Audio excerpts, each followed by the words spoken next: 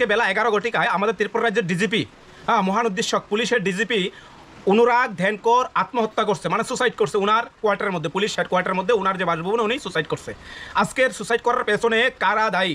আমি কইতেছি বারবার, এই রাজ্যে প্রশাসন, রাজ্যের আইন ব্যবস্থা, রাজ্যের শাসন ব্যবস্থা আজকে কোন অবস্থায় আছে? আমি সাধারণ মানুষ আজকে হতভম্ব হয়ে রয়েছে, আমরা আতঙ্কিত হয়ে রয়েছি। রাজ্যে আইন প্রশাসন, শাসন প্রশাসন, আইন ব্যবস্থা কিভাবে চলতেছে? যারাই কথা কইতাছে বিজিবির দ্বারা একটা গোষ্ঠী কন্দল আছে, একটা বিতর্কত শক্তি আছে, মহাশক্তি আছে, এদের কারণে আইন প্রশাসনকে সঠিকভাবে তারা পর্যবেক্ষণ করতে দেয় না। তারা ধর্মের ভিত্তিতে, রাজনীতির ভিত্তিতে সিপিএম, বিজিবি, কংগ্রেস এইভাবে করেছে, তাদেরকে নির্দেশিকা দেয় যে বিজিবি কোনো কর্মকর্তা যদি আইনকে হাতে তুলে নেয় তার জন্য কোনো বিচার ব্যবস্থা, তারা অ্যারেস্ট করা দায়িত্ব না, তাদের এই করা দায়িত্ব না, দ্বিচারিতা। কিন্তু প্রশ্ন হয়েছে আজকে ক্লাস 4 পড়ি না একজন মূর্খ প্রধান হয়ে থাকা, একজন মূর্খ এমএলএ হয়ে থাকা, একজন মূর্খ মন্ত্রী হয়ে থাকা, এই তাদের কারণে যারা ডিজিপি, আইজি, যারা এসপি, ওসি, বড় বড় অফিসার আছে, তারা আজকে কিছু করতে পারে না। একটা অফিসার হইতে কতটুকু কষ্ট করতে লাগছে, একটা এসডিএম হইতে গেলে কতটুকু পড়াশোনা করতে লাগে, একটা আইপিএস হইতে গেলে কতটুকু স্যাক্রিফাইস করতে লাগে, একজন আইএস হইতে গেলে কতটুকু স্যাক্রিফাইস করতে লাগে, একজন ডিজিপি হইতে গেলে কতটুকু স্যাক্রিফাইস করতে লাগে, জীবনে কতটুকু শিক্ষা লাভ করতে লাগে। কিন্তু এই ডিজিপি এত কিছু করার পর ক্লাস 4-এ পড়ি না একজন নেতা, ক্লাস 3-তে পড়ি না একজন ড্রাগস ব্যবসায়ী, খুনি, মার্ডার, চোর, বদমাশগুলো যায় সে এদেরকে দমকায়, এদেরকে নির্দেশিকা দেয়, এদেরকে নির্দেশ দেয়, এই করেন সেই করেন। কারণ ওরা তো যতই কিছু করুক, ওরা তো সংবিধানকে মানে, ওরা তো সংবিধান চিনে।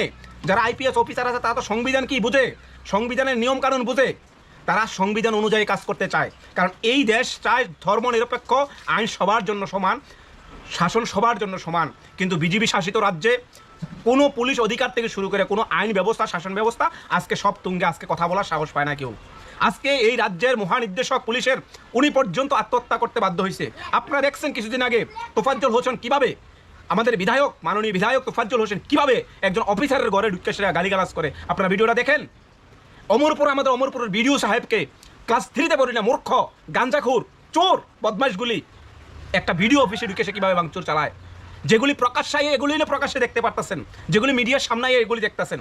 বিতর্কতভাবে কি হইতাছে, একজন পুলিশ অফিসার, একজন এসআই, একজন ওসি, একজন এসডিপিও বাদের দেন, তাদের কথা বাদেই দেন, একজন এসপি তাদের কথা বাদেই দেন, একজন ডিজিপি পর্যন্ত তাদের হাত থেকে রেহাই পায় না। তারা আইনের এই 12টা বাজায় রাখছে এই রাজ্যের ভিতরে। একজন পুলিশের মহানির্দেশক একটা অশুভ শক্তির পেছনে আজকে হার মানতে বাধ্য। কারণ তারা তো সংবিধানকে বিশ্বাস করে, তারা তো গণতন্ত্রকে বিশ্বাস করে, তারা তো সমান অধিকার দিকে চায়।